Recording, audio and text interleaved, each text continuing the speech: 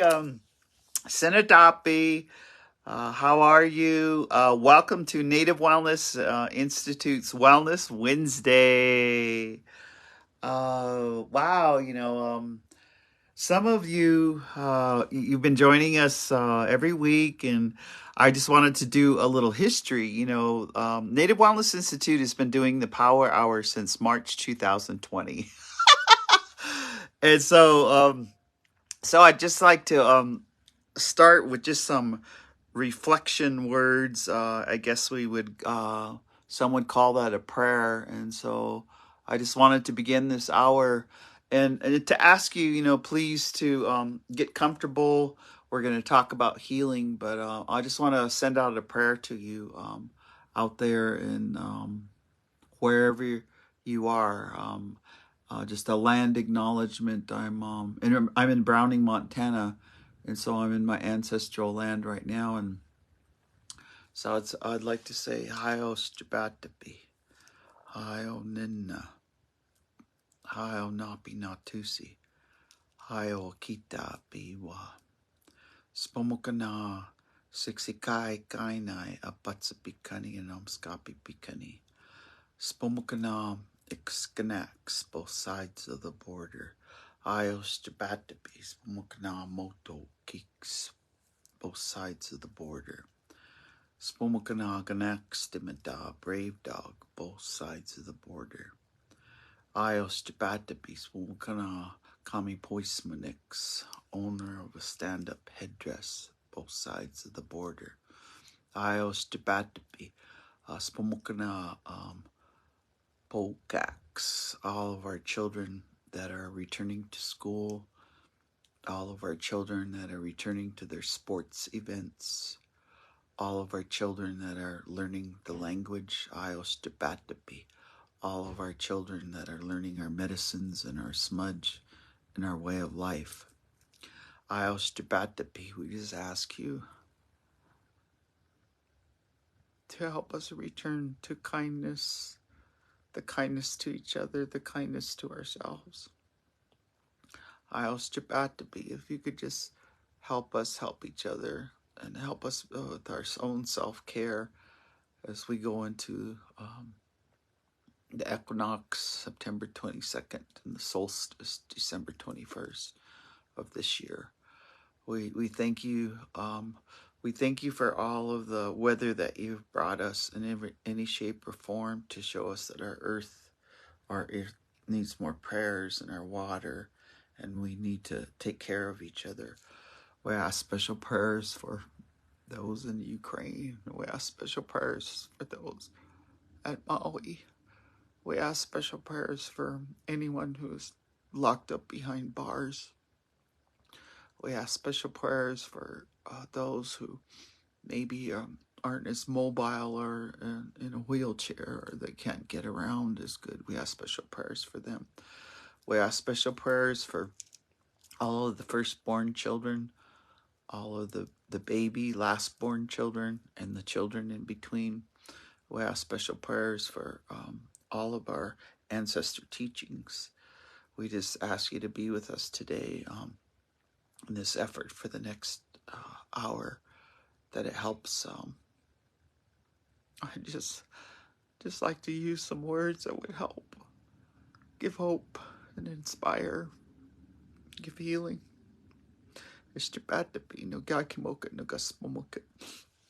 So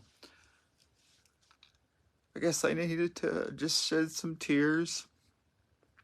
Everything's okay, but sometimes you just need to, you hear other stories. And I just got off a Zoom where it was just a beautiful Zoom, and we were hearing each other's story. And Jean Tagabon, I'll say Anya to the end of that.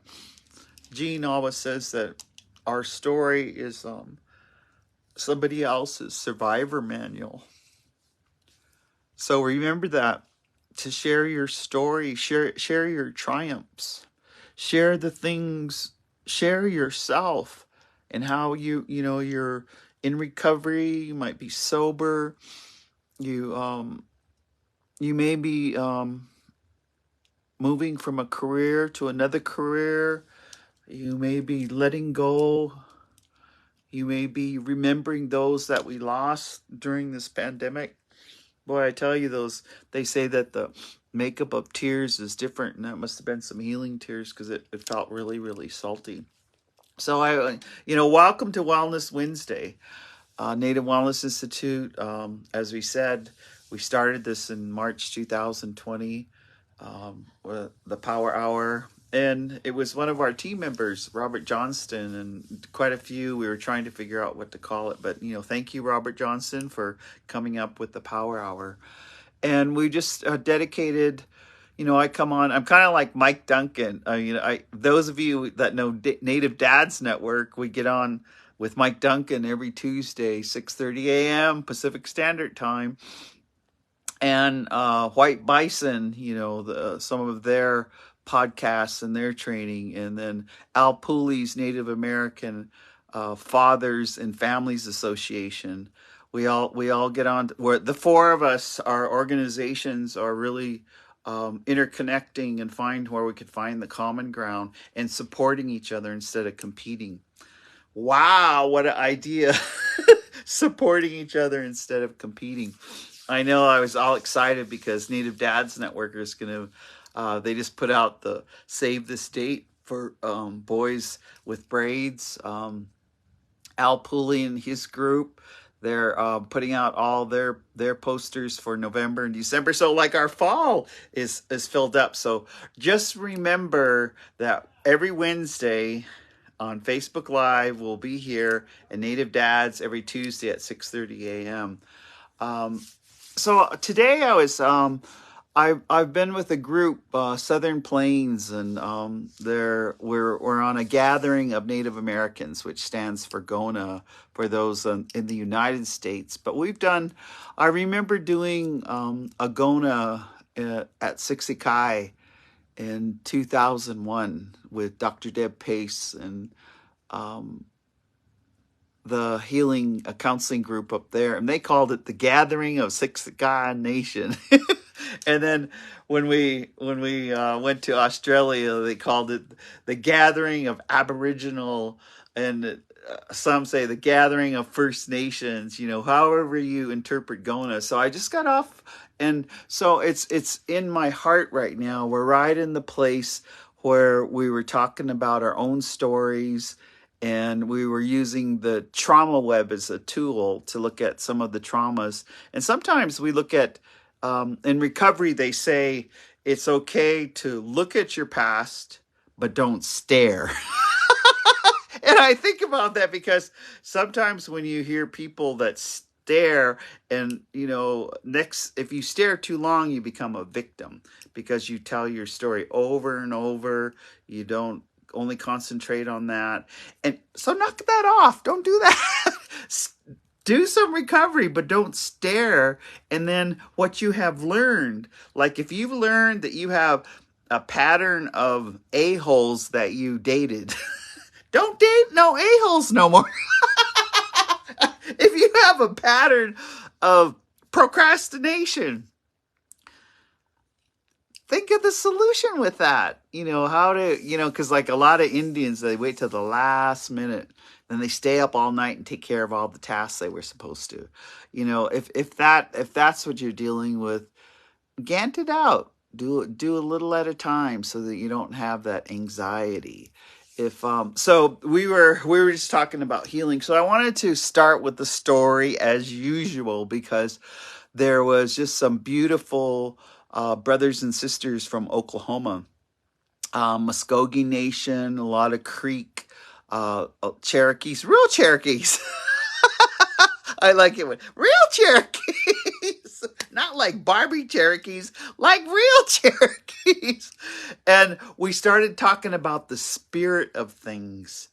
And there was just one young woman that just really talked about how she was raising her children. And so I want to start there with this story, the spirit of things. And she said, and she said it with tears. She said, the way that I have raised my children, and some of you may have already raised your children, but she said, I surround my daughters with strong women. I surround my sons with strong men, but I really make an effort to show that strong women. And the reason is because women purify every month. They go through their menstrual cycle and they come out new and they're fresh. And men have a way to refresh themselves also, but she said, I just surround, the matriarch. I surround them with aunties. I surround them with sisters, or I surround, whatever they're watching on TV, Woman King, or if they just seen our sister who won the 100 meter. Oh my God! And just like broke the record, beat the Jamaicans, and just ran across with the American flag. Or I surround. She said, with my children, I surround them with really strong women so that it just encompasses them. It's who they see, it's who they hear, and who they can emulate. And so whew, when she was telling that story, it reminded me of my daughter in 2003, when my daughter was battling a methamphetamine addiction. And I couldn't see it as a parent in the beginning. I could not see the addiction because as a parent, sometimes we're the last to know because we want to believe our children when they say they're going to do good, and we want to believe our children when they tell us something. But so once we had figured out that my daughter, and it was actually a community member, and I loved that community member who came to me and she said, Theda, I just have to tell you, your daughter's been using methamphetamine, and it's apparent that you can't see it, but everybody knows in the community. Whew. And so that was where some of the big healing started. And it eventually led to, and methamphetamine, you always have to separate the person from the addiction. And the addiction with methamphetamine does, like right now in Montana, we're having a big mural campaign. It's death. Methamphetamine, it takes the person so far away from their real self that and I have to just tell you life experience. I remember towards the end of my daughter's use, she just took off on Christmas Eve with the car, that I was still paying the car payments, took off with the car and a box of my checks. She went to the post office and knew when the checks were coming, and so then proceeded, because everyone knew me, she wrote checks everywhere she could, and all the way to Billings, and bought many things, and ended up writing $4,000 worth of checks, and just took off. So that was what started the long recovery. But the story I wanted to share with you is when we began to talk about that spirit of things. And one of our elders that helped us in recovery, because she went to Native American Connections in Phoenix. And my hat's off, Native American Connections in Phoenix has 26 houses. They might have 27 by now, but at that time they had a house, and they called it a house, but it was treatment for methamphetamine. And a lot of the methamphetamine treatment every week, it helped when my daughter would set up the sweat, help sing songs in the sweat. And the elder told us, as when we were at Family Week, that the power of this the spirit of meth. Oh, and so it was so healing for us, because what we were instructed to do was to go and take pastascan, or tobacco, and we were to talk to the spirit of meth. I was to do this, my daughter was to do this, and then her peer group that was also dealing with their own addiction. And so what we were instructed to do, and I'm just going to kind of role play it for a minute. Was we were supposed, because tobacco is the highest offering you can give to Istapatapio, or Mahio, our creator, or whoever you see as God. And we take this tobacco and we talk directly, like I'm going to talk directly, like as if you right there, if that's the spirit of meth. And so we were to daily, is especially in early recovery, we take this tobacco and I say, methamphetamine, I see how powerful you are. I see how strong you are. I've seen what you've done to my daughter. I see what you've done to my community. And with this tobacco, I acknowledge, I see you, and I acknowledge how powerful you are. And with this tobacco, I'm going to put this tobacco down. And you're not welcome here anymore. Methamphetamine, you are not welcome here anymore. And you are not welcome in my daughter anymore. I'm putting this power, this faith I have in this tobacco, I'm putting it down, and I'm telling you, you're not welcome here anymore. So, Mr. Put, leave. You're not welcome. And then you put that tobacco down. And I can feel the strength of that prayer right now, because it kept her clean and sober for 4 years. And I remember we would do it together. And we did, and especially those early years, I'd say, come on, Booksput would go outside and would take her tobacco and would talk directly to that methamphetamine, just as we did now, and tell it's not welcome here anymore. And I believe that's why she stayed clean and sober all that time. So I'm sharing this because what if we do that with fentanyl? And even if you've been sober, I think I hope Linda's on here, because Linda always gets on here. Even if you got like 35 years, or Linda Woods like 50 years, or you got only 5 years, or you're just starting your journey, take the tobacco and talk to the spirit of that Budweiser. After this, our celebrations, I'm hearing families' pain because of what someone did when they were drinking. I'm hearing families' pain because of someone did with using other drugs in other ways, and put that tobacco down and talk directly to the spirit. So I wanted to start with that story because fresh from our group, our group was asking for healing. How do we live in balance? How do we get back our families? Or how do we take, because one of the parents in our group was just expressing how horrible it was at the beginning of their daughter's recovery. And now it's at a good place for her, but she said she was so obsessed with trying to save her daughter and trying to rescue her daughter that couldn't sleep good. She had to have anxiety.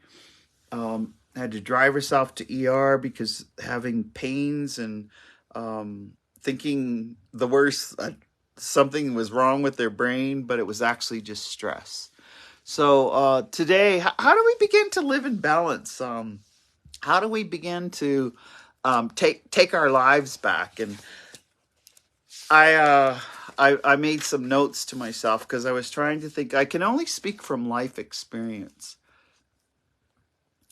And one of the ways, and it has to do with sacrifice, is how do we, in ceremony, I always think, when they, at Sundance, when they take flesh offerings, or when our men pierce and get pulled with their prayers, our women, they pierce and they drag skulls. And I'm not saying, like, I'm not saying all of you have to go drag skulls, unless you really want to. I mean, but what about that? So this is a story of a simple part of us, not necessarily, um, dragging skulls or taking flesh offerings, but it was a teaching actually that we learned from Wilbur Fish here when we were gathering plants. And one of the teachings that came down from Wilbur is he said, if you go out and you're going to gather sage, if you're going to go out and you're going to dig roots, or if you're going to go out and you're going to pick berries, or whatever, get sweet pine, whatever the medicine that you're getting, and if for some reason you didn't carry your tobacco, like some of us, we carry our tobacco with us all the time, he said, that's okay. He said, because what you can do is you can put down some of your saliva or your spit when you're when you're asking that plant's permission to take that and to use it for healing, because our saliva is alive. And then I was just, thinking all, like, what's that part of us, our saliva is alive, and so we're actually giving. It's like it's not a flesh offering, but it's part of us to give to the plant. And so while we're talking about Wilbur Fish, one of and this was in 2011, he approached my sister Atstaniki while Lori knew Breaston. He said, could you come with me? We're gonna go get medicine for diabetes. And, and whatever, when Wilbur would ask us to do things like that, we never refused. We said, well, okay, when do we need to be there? And I remember at that time as we were going out to, and I'm going to share what these medicines are, because he said it in a public arena, and this is, he said, we need to share this information with everyone who wants to intervene on diabetes, who wants to stop, or who wants to create insulin. And so I'm just going to share what Wilbur taught us.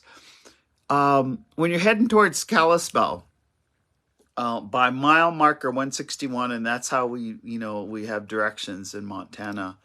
If you're heading towards Kalispell from Browning, there used to be a large patch on the right side of there. And I haven't in a couple years. And with climate change, it will change. Sometimes some stuff's coming in August. Like I was just thinking I should go take a peek and see.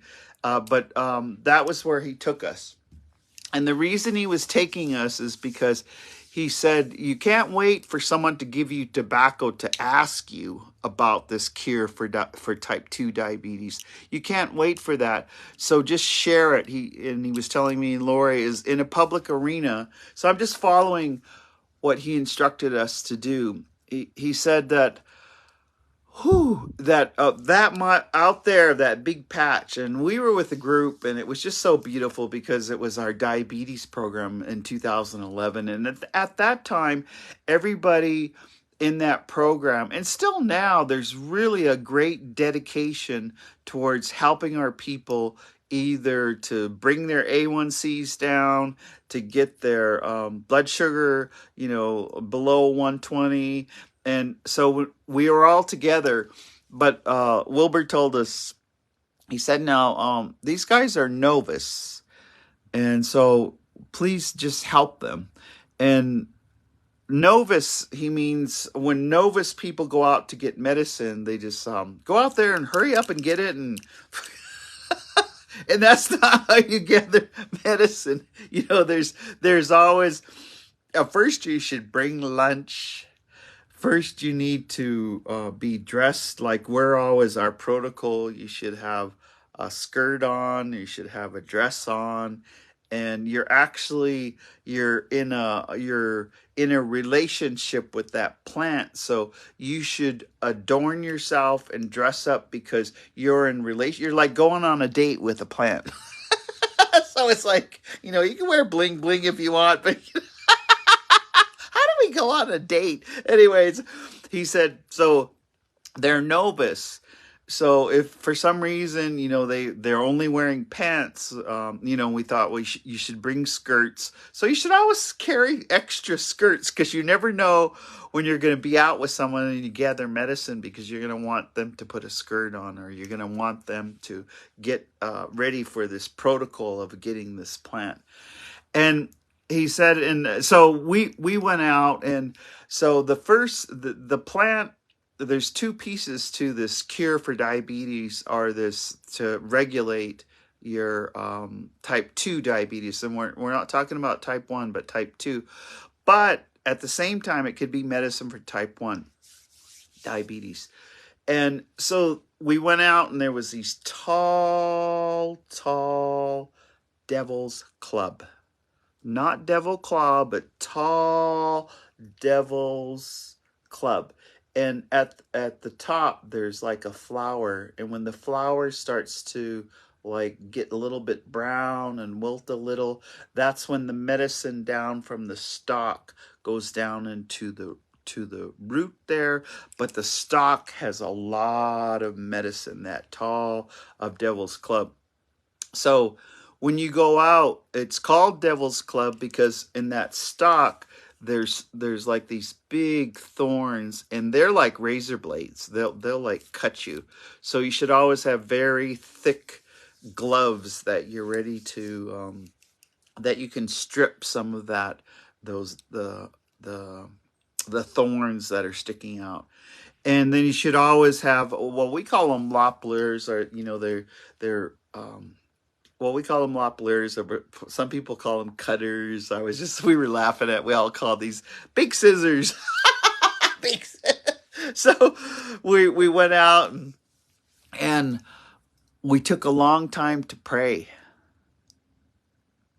We took a very long time to pray, and everybody was, because some already had type 2 diabetes, and then some were trying to prevent it. And so this medicine can prevent it. And, so far, I use this medicine, and I'm 67 and a half years old. My A1C is 6. And I think I've kept it at 6 and because of this medicine. And so Wilbur always said we have to talk about how we use it on ourselves when we recommend someone else.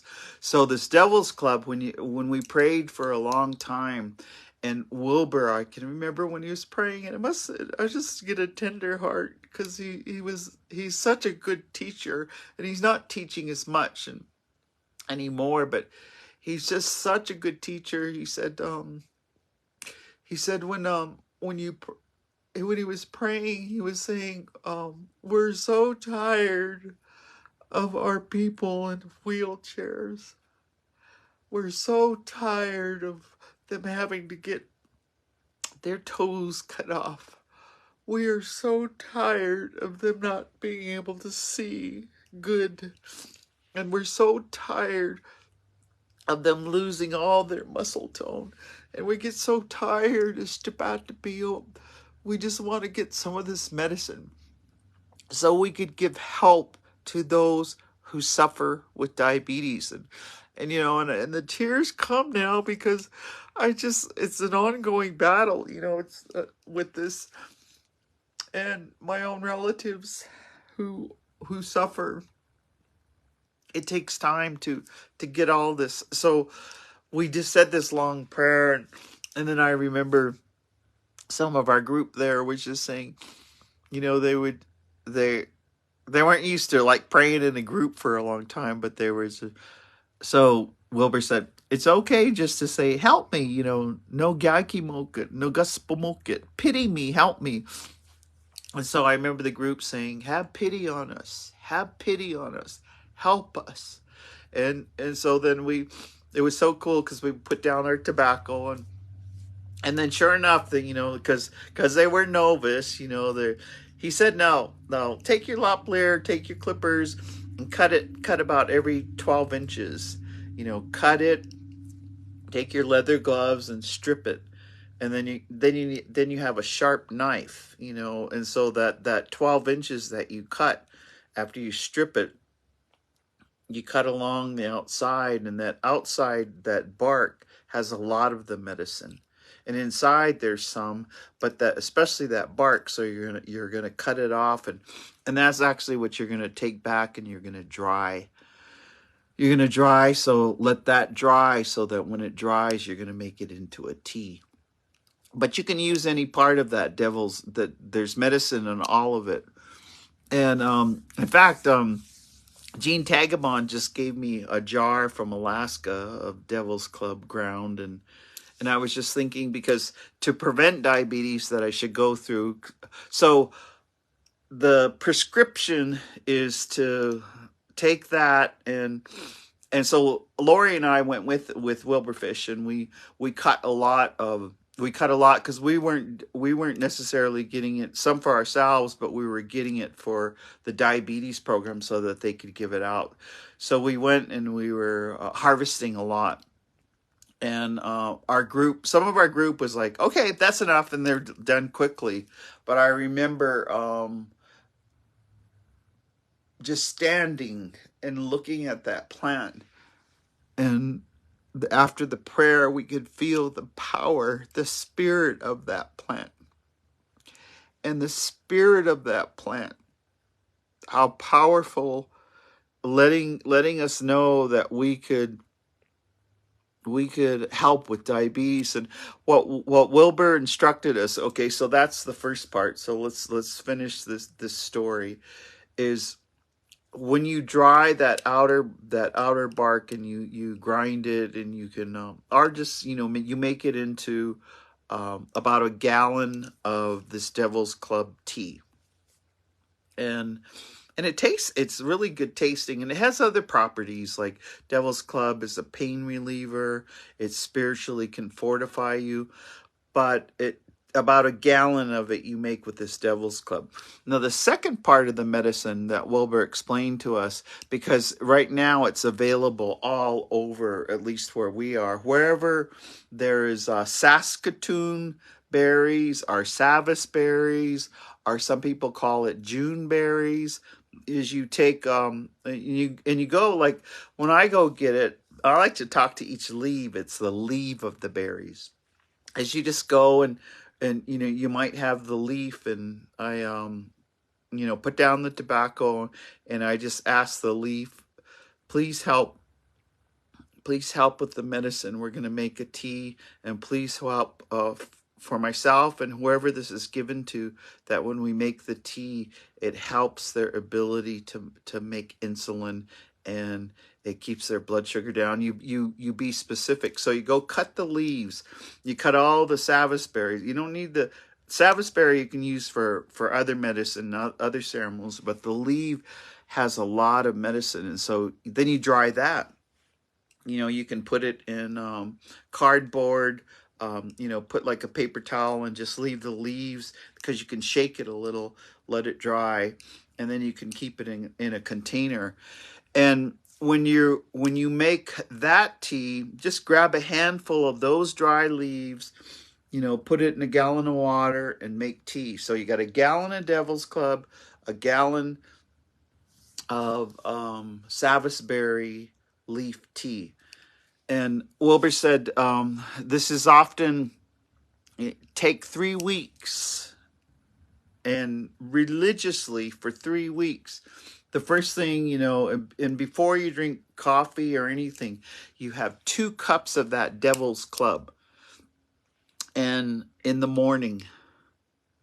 And then in the evening, as you're kind of winding down before you go to bed, you have a cup of that tea made from the Savas berry leaves. So 2 cups Devil's Club, and you do it for 3 weeks. And then monitor yourself. Monitor your energy, and if you want to take your blood sugar, if you want to do, those are always good preventive things to do, and see how you feel. Now, this is the magic, and I've seen this in individuals, and as Wilbur had predicted, he said sometimes you do that in 3 weeks, and boom, what it does is your pancreas and your ability to make insulin to whatever you eat happens. And he said, sometimes it might bring you back down, where you're monitoring. He said, and you can tell in your energy. And so I can, the times that I've done it, I notice that I have real steady, consistent, good energy. And then you go off. You do it for 3 weeks. And it might have happened, and then you wait a while, and then if for some reason you're monitoring your blood sugar or you don't have energy, see if you're preventing it, if you don't feel the energy, then you do another 3 weeks. You wait a while, and sometimes wait a month or so and then do another 3 weeks. So I wanted to, I guess, the spirit of things, that is available, and it's free. It's free, and you may help with your type 2 diabetes and your energy.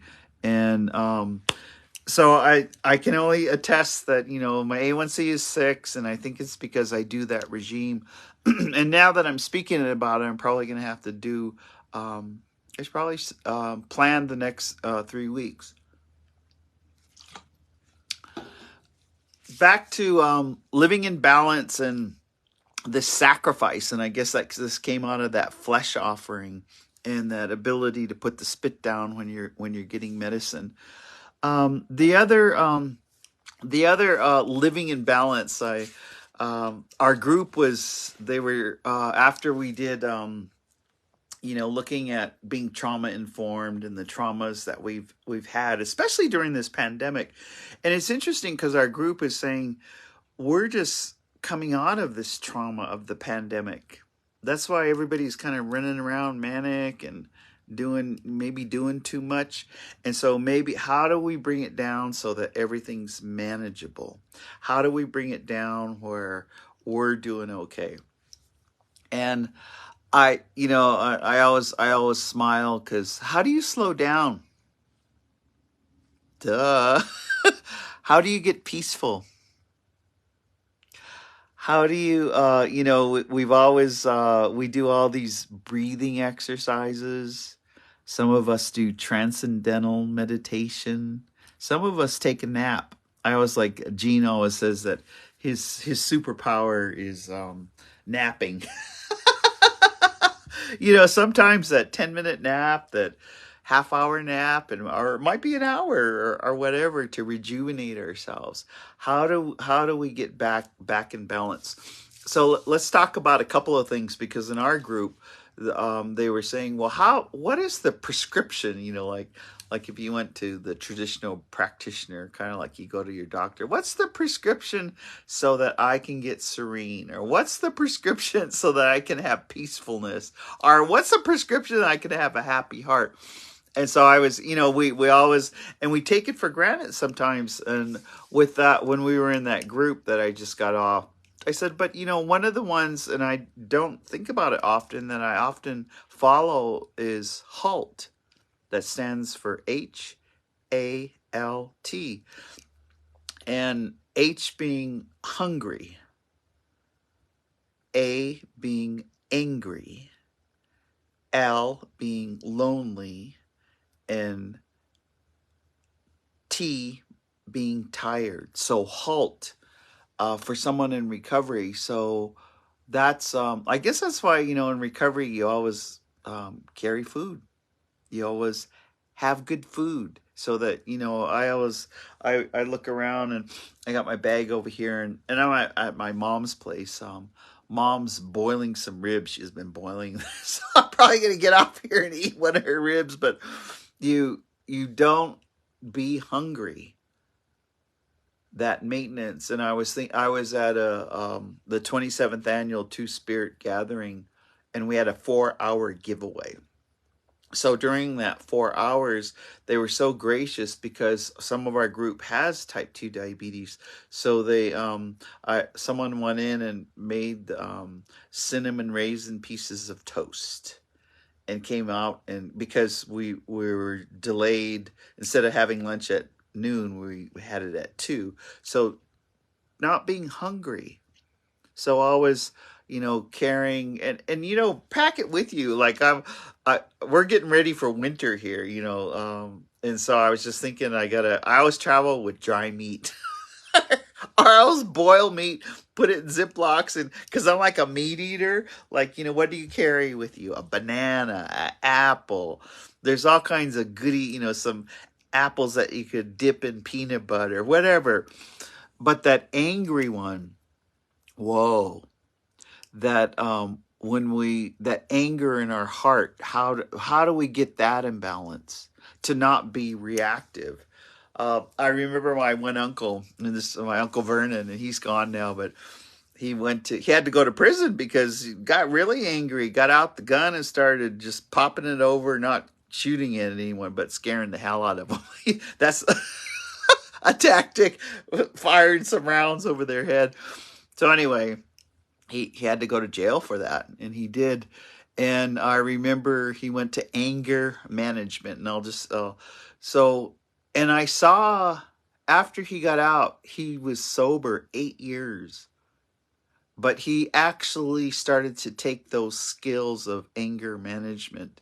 And so that when he started counting, because when he was really pissed off, and he would start saying 1, 2, would say, "Oh, he's angry, so let's let him count to 100." So we'll stand way back, and then by the time he got to the 100, he'd say, it ain't worth it. That's what he'd say. It ain't worth it. So he'd have all these ways of handling his anger. But I say that, as my uncle and watching him. But how do you handle your anger? When you get really mad, I was just trying to think when being triggered and being pissed off. I haven't not too much. I mean, maybe, those of you who drive in traffic, you can always tell a person's recovery by how they drive in traffic, right?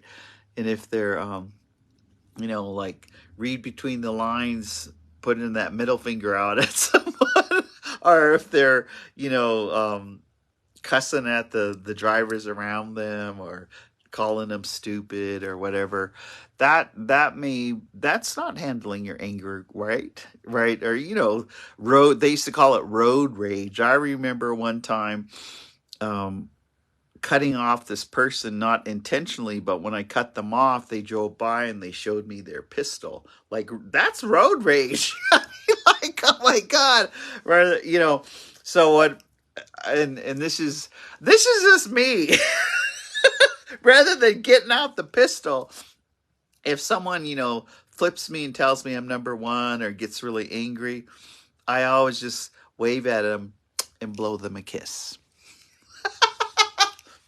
And then I go on about my merry way. That anger, how do we handle our anger? And one of the biggest places is online here, because you see some people that aren't thinking and just kind of texting away and putting stuff on their social media. That is done in a state of anger. Knock that off. You don't need to be doing that. Criticizing and complaining and that kind of stuff. Constructive criticism. Write a letter. Say what the solutions are. That anger. But let's take anger as a big, think about it. Anger, and what is the core issue is you're hurt. Anger equals hurt, and hurt people hurt people. Angry people create more angry people. So then how do we deal with that? And sometimes, like I've shared this with you before. My mom, she didn't, so not so much just Indian days, but we have Indian days here, Native American Indian, North American Indian days, and Heartbeat Indian days, and Kainai Indian days. And my mom, she said, and she didn't say this she said, remember, we're coming out of a pandemic and everybody's touchy. And so she said, this is our family rule. And so she said, when you see trouble coming, I want us to jump back and let it pass on by. I guess that's like a boundary. So we would jump back and let it pass on by, so that you don't get hooked into the chaos. you don't get hooked into the drama. Raise your hand if you want to be drama free. I mean, when we watch a movie or something that we're watching, there might be drama on it, but we don't need drama in our life 24/7. We don't need that chaos 24/7, correct? So don't get hooked into it. So find out what, gaslighting is. Find out what flying monkey syndrome is. It's just, I don't want to even say that president that was kind of orange. There's so much. I was just having a discussion. I said, I don't want to see or hear. I don't want it in my spiritual realm. I was telling mom so I'm not for right now. I want different. So that hungry, angry, lonely, tired. There's a couple of suggestions, strong suggestions for keeping that anger in balance.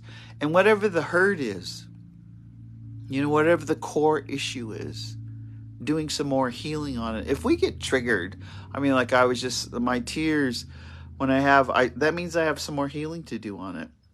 When we get triggered, we can get triggered for that reminds us of a past memory, but we can get good triggered. What gives you good trigger? Just playing with your relative. God, I love 2-year-olds. I love babies. I love holding babies. I love that when the 3-year-old, 4-year-old, when they can talk and it's just that no filter, but they just ask the most amazing questions. And that can make you happy. So you can get triggered by the love, the unconditional love of a grandchild or a child or your animal, a dog. Dogs and cats react to us. I know my pets, I have different kind of pets, foxes and some skunks and a badger. I even had a badger for about 3, but they react to us and they monitor us. They mirror us. They let us know. They comfort us. So allowing them to do that, allowing to deal with that and bring us back into balance. And I was, I guess, the hungry, angry, lonely. We got real lonely during the pandemic. I know we had our bubble, but I remember, wearing our N95, and elders were allowed to shop for 1 hour on Tuesday, and that loneliness for other elders, but so they let us shop for an hour, and we would and there was a lot language speakers, so they would just say, "Oki, Sinadopi, how are you doing?" And then we'd say, "1 buffalo length apart." Remember, 1 buffalo length apart, and then we would visit, "How you doing?" And what you cooking, would talk about, what are you doing okay? How's your family? And listening, it's just one of the most beautiful things is ask someone, how's your family? Or how's your folks doing? How are you folks doing? And then listen. And then listen. 2 ears, 1 mouth. And then listen. And I just remember that beauty because I looked forward to that and not feeling alone because our bubble was small. It was just our family, mom and sisters and brother. And at that time, the life partner that I was with, it was just the bubble was small. And I just remember but now in 2023, how do you not be alone? Well, first of all, you got to schedule happy times with people, with your fellowship. Like right now, we're going to head over there tomorrow, but we're having a sobriety encampment in Browning, Montana. You're all welcome to come. There's speakers. They're having a chili and fry bread contest. And then they're listening to speakers of how they stay sober. And there's meetings, I think about here, every Sunday we have a Native women's meeting, 12-step. We have meetings at Cut Banks every Tuesday, Thursday. There's that fellowship. But how else? How else do you deal? Sometimes we may be surrounded by people and inside we still feel lonely. So let's talk about that for a minute. If you're surrounded by people and you still feel lonely inside, that means we have to do some self-regulation stuff to boost us up so that we're okay. And I was just I'm so programmed to just pray all the time. A lot of times, like driving into town, I just find myself, hi, Austrabatabi. Thank you for the mountains of gratitude prayers. Thank you for the water. Thank you for the fresh smell. Thank you for the thunder and lightning last night. Thank you for the fresh air. Thank you. Oh, just thank you for that smell of sweet pine. Thank you for that smell of that barbecue a little bit. Thank you. We can just like say thank you, thank you, thank you. And it reminds me of the Mohawks, how they have, 8-hour ceremonies of thank you, thank you, thank you, thank you. We how do we get rid of that inside lonely feeling? And so one of the things, and I go like this because remember, we can't see them. But your ancestors, they still, like I was saying, Awatski's grandma Irene, she left us when she was 66. But I was saying Awatski, buksaput kam Awatski no gaikimokit no gaspomokit. I know you can hear me, Awatski. Help me out.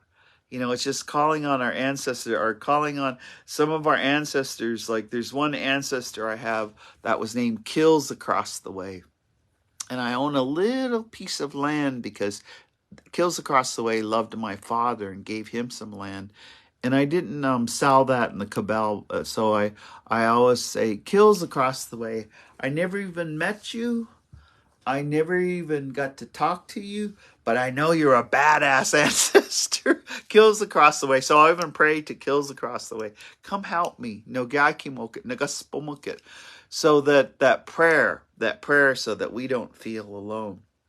And then I just noted, one of the things that we use, like there's 33 different kinds of sage, goksami, sage. But I noticed this mountain sage, and I just harvested some this week coming home from our gathering at Flathead Lake. And it smells so good. So I took it and I hung it right over my bed. And so in my bed, when I go to sleep and when I wake up, I smell fresh sage. And then if you're feeling lonely, all you have to do is light a smudge. You don't even have to talk. You don't have to say anything. Just light a smudge. And so one of the, just because there's, been so much good and bad happening around in our neighborhood, before I go to bed, I just light a sage smudge and I walk it around the house and pray for all the water animals, pray for, the fires that were going on. And I'm glad it rained. I'm glad that hurricane brought up this rain because it put out all the fires. Like at Elmo, they said that it's all contained, 100% contained. I thought, wow, right on. Never complain when it rains. So that feeling of lonely, and I'm just talking about this halt still. And so that tired. Now, guilty, because how many hours ask yourself, how many hours of sleep do you need? Because I have some friends who go on 4.5 hours, some 5 hours. I still need 8 hours. 8 hours of sleep to feel refreshed and to feel good. And last night, I woke up in the middle of the night. And maybe, this is, and I was trying, first of all, I say, how much caffeine? Did I eat some chocolate? Did I have some caffeine? Because when I have caffeine, I'll wake up in the middle of the night. And I couldn't go back to sleep for a couple hours. So I got up and I lit a smudge and I relaxed. And then my head would start thinking, because I'm getting a new roof put on my house. So say a prayer for me. I'm getting a new roof. In fact, they're working on it right now. That's why I'm in here. in Brownie. The other stressors, just things, relatives and stories. I couldn't turn off. You couldn't turn off what was inside of my head for a while. And I finally did. After I smudged, I went back to sleep. But I was thinking this morning, what do I need to do so that I'm not tired? Do I need to take a nap? Because I have some friends from out of town, some longtime sober people who want to take me to dinner. And so I'd even, to not, I want to go because these are my recovery. And I see this person maybe once a year, and they want to take me to Cattle Baron, get a buffalo ribeye marinated. I hate buffalo ribeye marinated, and I don't want to miss that. And it's not only the food. I don't want to miss the conversation. It's almost like with my recovery friends, it's like a mini meeting. And so we're going to have a mini meeting at Cattle Baron, and I always like to, of course, you guys know I don't drink, but I always like to get club soda with a lemon in it. And then, they make really good mashed potatoes with a sauce, or baked potatoes with a sauce on it, and then they got stir fried vegetables, and then they make homemade bread. Russell and Allison, my niece and nephew, they just got married. They both cook there. They do everything perfect. They make beautiful little, homemade bread, and they bring out butter, and you can cut it. Oh God. So I can't miss that. But I was just thinking, maybe, when we're tired, what do we do to slow down? What do we do to recuperate? What do we do? So here's an idea. Go to bed early.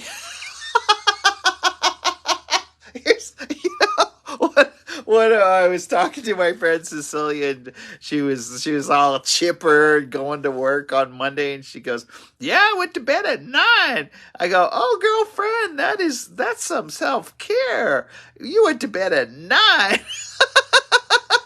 And she goes, "And I woke up and I just feel so damn good. I'm just driving to work."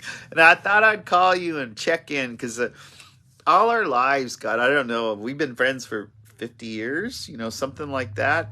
We always would just, not every morning, but we just call, and I'm just checking in, and I don't know. When I see that, I get happy. My friend Cecilia Fire Thunder is calling me just to check in, and then, talking about the road she's driving on. And then we all know she'll say, "Okay, I'm getting near Yellow Bear." So I know that the cell's going to go out, or I'll tell her, "Hey, I'm getting near, Wilburfish's camp," because they know that I lose cell service. So we know all the places where we check in with each other. So just, here we are. Oh my God. Where did the time go? That HALT, HALT. So I guess healing and living in balance was the topic today. And these just remaining minutes, I'm going to ask you, as before we move into Labor Day weekend, what is your self-care plan moving into Labor Day weekend? What is your self-care plan those 22 days before the equinox? And I'm gonna write. I'm gonna map out mental health time. I'm gonna put in, just like how I'm recovering from workaholism. Is just how it's good to work, but I don't want to be one of those martyrs, I only had 2 hours of sleep, and I cooked for everybody, and I drove 300 miles, and I don't want to be untreated codependent either. So, and I say that, so how do we take better care of our self-care? How do we sleep better? How do we eat better? How do we surround ourselves with those strong women that our sister spoke of? How do we surround ourselves with strong men who appreciate us, and not in a sexual way, that they just appreciate us as an ally? How do we surround ourselves? Because I have friends, and I say, "I don't feel up to it." And they'll say, "Good, just take care of yourself. We'll do it tomorrow, or we'll do it the next day. You know, how do you surround yourself with people who boost your recovery? How do you surround yourself with people who really want the best outcome for you? And so I think I guess that's the power hour today, is how do we take care of ourselves? And I really appreciate all of you. Native Wellness Institute. We have a lot of good things on the horizon. We're starting to plan healing together for next year, 2024. We're all getting ready to head to Vancouver. I heard that there may be as many as 4,000 Indigenous coming to Vancouver September 11, 12, 13, 14, 15. So that'll be going on. I heard, it's just like, and then I'm going to be over there in Rapid City.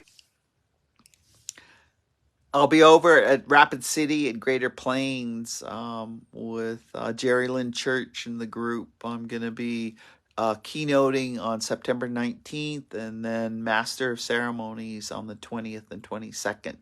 And then from there, I mean, it's just like Native Wellness Institute is very busy. I just heard my sister Lavina and Jean did some heavy duty healing. They were over at I think Bainbridge over there. And then today, Jolene, Joseph, and some of our crew is over. They just had a gathering with some foster care kids and their families. Today's day 3. So it's a busy time of healing. So welcome, you're welcome. We come to the end of our hour, Wellness Wednesday, Power Hour, and we'll see you next Wednesday. Kitake to Matsuno. Love you very much.